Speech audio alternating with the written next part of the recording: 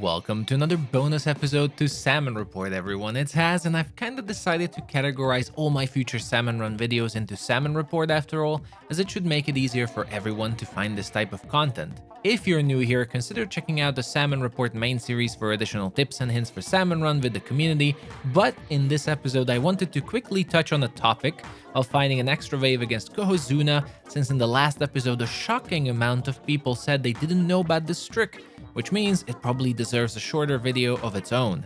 As you know, if the average of the combined Cohozuna meter of your team reaches full, it means you're getting an Xtra Wave after Wave 3 and you will fight the King Salmonid Cohozuna.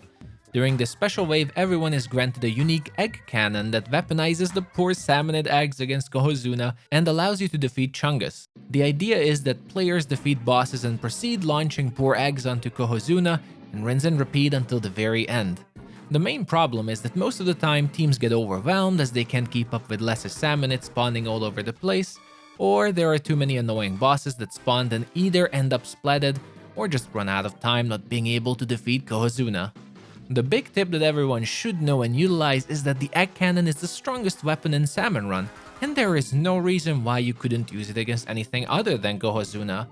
It must be the stress and panic combined with a pinch of excitement during Xtra Wave, but it seems the majority of players have never even thought of the idea of using eggs against other bosses, so let's spread the word. During Cohozuna, you simply don't have the time to keep hunting bosses or bother with the annoying ones, you have to keep attacking the king. For this reason, the most efficient method is to splat a boss, use 2 of its eggs against Cohozuna, and always keep the 3rd egg to instantly splat any of the next spawning Salmonid boss that's nearby. This way, you keep providing eggs to yourself and to your team as you create 3 golden eggs out of 1.